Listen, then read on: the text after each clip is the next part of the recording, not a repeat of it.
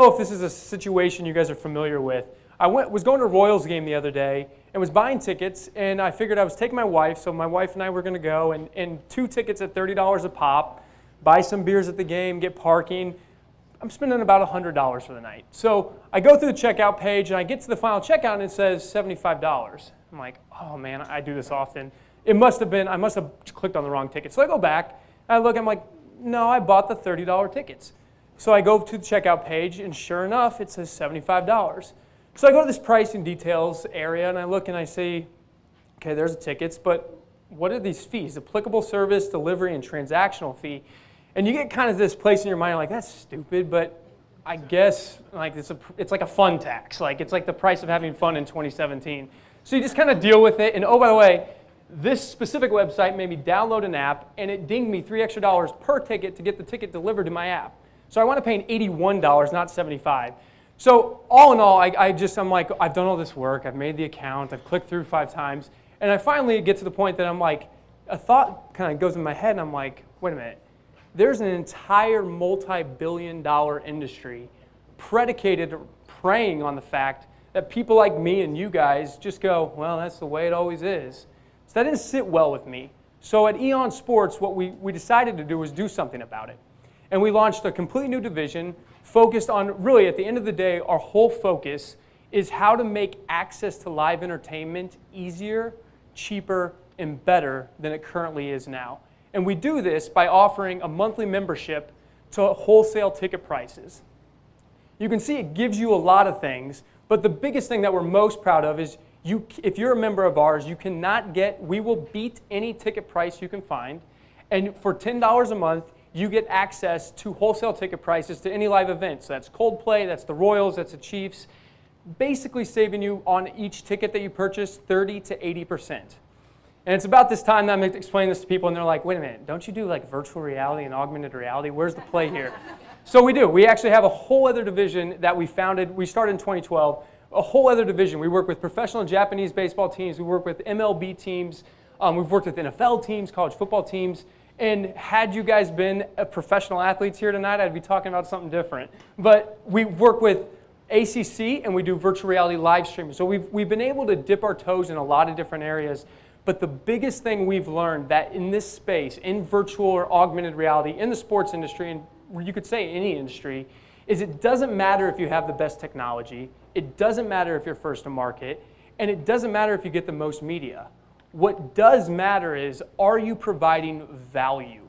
And then if you're an augmented reality company like me, are you enhancing that value with transformative technology like augmented reality? Now, there's a long-term play that we have absolutely to do with augmented reality. And this is an example of seat upgrades and turning arenas and live entertainment into somewhat of a visual search engine for concessions and all different types of things. But it starts with building a community and retaining an audience and providing value at a very core level. I love showing this picture because it's a really terrible picture, but it's Amazon's first website. And just like Amazon back in 1994, they got really, really good at making our lives cheaper, better, and easier when we're procuring books. That's what we're doing as it relates to augmented reality in the live entertainment industry. It starts with tickets and building a community that shares like-minded values as us, and then scales into all different types of fun stuff. No one slow clap me. I think I beat the 5 minutes. Thank you.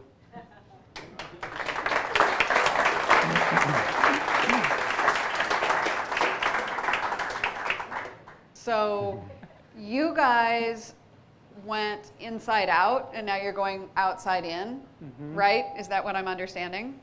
Correct. Okay. So what do you need? The biggest thing... That's my big question. What do you need? What do we need? An audience that we can provide value to. In the sports industry, it really comes down to when you're talking about leveraging your technology in a meaningful way. In the sports industry, you have the teams, you have the rights holders, you have the broadcasters, and they're all going to work with you in some capacity, but they're going to do that on their terms. And they're going to do that in a way that's not a scalable business. So we see an opportunity with augmented reality as part of the live experience, but in order to do that, we need an audience to execute it with. you guys need to go all in on the outside in. I mean, you've already figured out the inside of the stadium and how I do the VR and all of that stuff. Yep. But you're now going outside, and I don't know if you guys are marketing it that way, outside in. I don't know if I understand that. So outside is people actually being able to purchase and getting into the stadium in a much more cost-effective way. Yeah, absolutely. And then when you get in, I've got all this other shit I can give you, which is amazing. Exactly. But you've never kind of talked about it that way, outside in.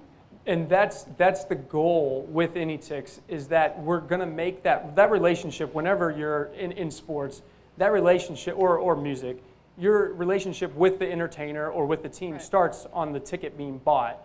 And so from an outside perspective, making those tickets cheaper, the stuff we can do with the augmented reality, that's like gravy on top. Yeah. But the what I call the core value is disrupting entertainment commerce at its very basic level and making just tickets to live entertainment cheaper. Yeah, I love it. Cool. I just think you guys have a marketing challenge that Sure. you need to go all in on. Sure. Well, I know where you work, so Yeah. I'll come bother you. So the marketing is my question in terms of the competition. So you started in 2012. Yep. So you're still here. That's a great sign. We're like cockroaches. You Yeah. know, that's- not very many entrepreneurs can say that they're still here. And you're in a very competitive field where you mentioned what the cost structure, but there are some of your competitors who bundle it now, right? So they'd show you the 81. The ticket costs 81. You don't care who gets what. You pay 81 or what. Yep. So I'm trying to understand your differentiation on your core product to have brought in an audience, because you got a lot of competition. Yeah, no question. Especially in the ticket industry, there's a billion brokers and websites.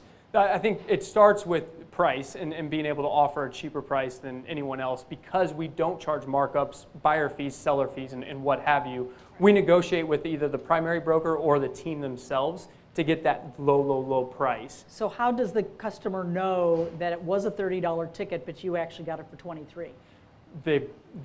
They could compare it to the other websites that are out there in the world, and they see, that's $50, and over here it's $30. Yeah. So it's a little bit like Audible. Like, you can go buy Audible books, in a lot of different places, but you know that I'm going to get it either free or super cheap when I go through this marketplace. We still sell tickets at what StubHub and SeatGeek and all those other guys sell them for, if they're not a member. Like, we'll sell it to you with a margin all day, but we want you to be a member so we can start pouring this love on you. But you're absolutely right. The biggest thing, I think, is we don't view it, coming back to the Amazon thing, is we don't think of it as, we're disrupting the ticket industry. We're disrupting the live entertainment industry and entertainment commerce as a whole. There's people have to eat before they go to the games. They have to buy hats when they're in the game. There's a lot of opportunity there, but it starts with the outside in that she referenced. So I guess mine is kind of related to that. I mean, I was having a hard time making the connection between, the no-fee tickets and the VR AR. Yeah. Very different. Yes. Very different business models, very different marketing, very different messaging. So, I only have the consumer experience of this for, hunting down concert tickets from a variety of secondary market sites that are everywhere.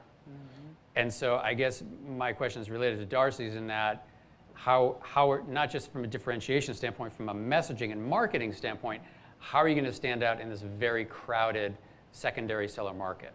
Yeah, I think it comes down to the price and being cheaper than everyone else, and then providing value beyond just that Royals ticket you bought, and being able to scale that. Cindy, if you're familiar with like Ibotta, the app, being able to provide experiences like that when you go to the Royals game and you get a push notification, it's like, whoa, $1 off my Bud Light, that's pretty cool.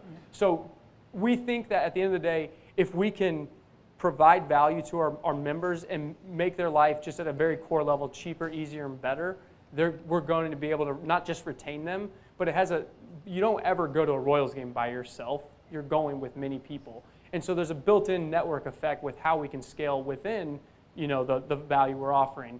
But at its very core level, it's attracting people by the fact that they can save 30 to 80% on their live entertainment. Awesome. Thanks. Yeah. Thank you. Thank Good you. job.